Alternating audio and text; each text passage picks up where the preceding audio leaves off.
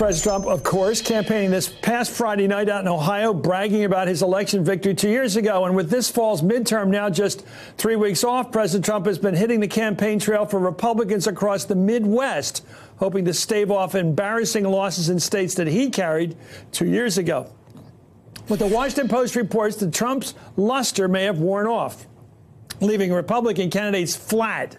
A number of Republicans running for governor or senator in Wisconsin, Michigan, Ohio, and Pennsylvania, including several who hitched their wagon to Trump's political movement, are behind in polls by double digits.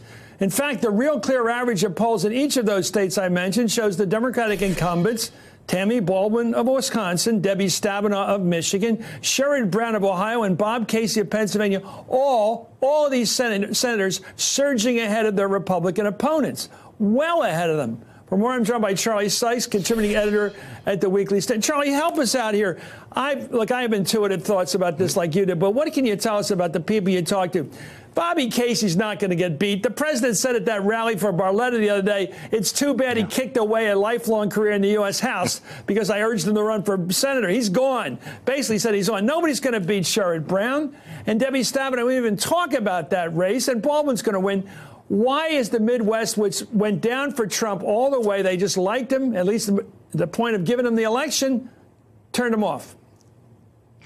Well, I think we're seeing the limits of the transferability of Trumpian appeal. Look, these are not red states. These are either blue states or they are purple states. And this is kind of the reverse when Trump makes the election about himself. It is kind of the reverse of your previous conversation because, yeah, that might motivate voters in Tennessee and Texas to turn out. But in states like Pennsylvania and Michigan and Ohio and Wisconsin, the key to those states is are Democrats going to turn out in big numbers? They generally don't in off-year elections. Looks like they are in this year's election. And is he going to be able to capture that Trumpian magic? And it certainly does not look like it. And of course, look, this is the backbone, as you pointed out. This is the backbone of the Trumpian Electoral College victory. He's not president without Pennsylvania, Michigan, Ohio, Wisconsin. And so whatever happens elsewhere in the country, what happens in 2018, ought to be watched very, very closely for omens for 2020. I've been talking to audiences the last couple of days, and I have to tell you what I think people agree with is this. The American voter is not a greedy voter. What the American voter wants is, especially older people who vote, and they vote a lot, they want Social Security so they can have a retirement without poverty, which is the greatest anti-poverty program in history is Social Security. They paid into it. They deserve to get it out, a couple thousand a month. They deserve Medicare because that was what they paid on from the time they were 15. Their first job till they're 65, they've been paying it under law. Right. Their medical care after they're 65. And guys don't live as long as their wives, but they live long enough and they need health care and they believe they've paid and they deserve it. Medicaid, let's be honest, it's not just for poor people. It's for people who have long-term care situations, Alzheimer's especially. Okay. And then they want a job for their children close enough they can drive home once in a while and say hi. That's all they want. Democrats like Casey, like Sherrod Brown, like Debbie Stabenow, like Baldwin understand that. They don't talk all this avant-garde social stuff. They talk the basic economics. And Trump does, too. He won't touch entitlements, and he produces jobs. So it's interesting that's why you would vote for a Bobby Casey, but also vote for a Trump. Interesting, I think. Your thoughts?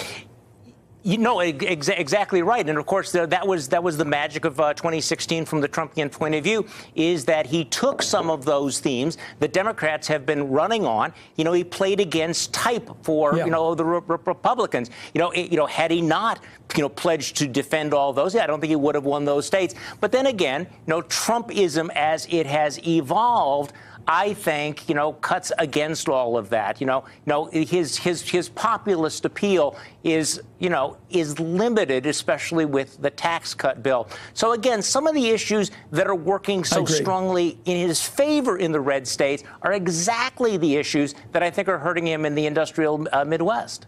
If there hadn't been a Kavanaugh episode from the beginning to the end, all the way through Dr. Ford, Blasey Ford, if that hadn't happened, would he be better off or worse from today? Trump. I think he would be worse off today. It's hard to say how it's going to play out in the Midwest, but there's no question about it that Republicans, you talk to conservatives, they feel that there's new energy. The president feels that he's on a roll. Now, whether that's true or not, we don't know. But again, these are mirror images of one another, that an issue that is going to galvanize Republican conservative turnout is also going to, galvanize it's going to Democratic turnout in the Philadelphia suburbs and the suburbs of Columbus and Milwaukee. It doubles down in both directions. Right. I think women in the boroughs who read the papers and keep up with these issues of harassment and assault, sexual assault, are totally turned off by the messages coming from the White House. Thank you so much, Charlie Sykes. Hey there, I'm Chris Hayes from MSNBC. Thanks for watching MSNBC on YouTube. If you want to keep up to date with the videos we're putting out, you can click subscribe just below me or click over on this list to see lots of other great videos.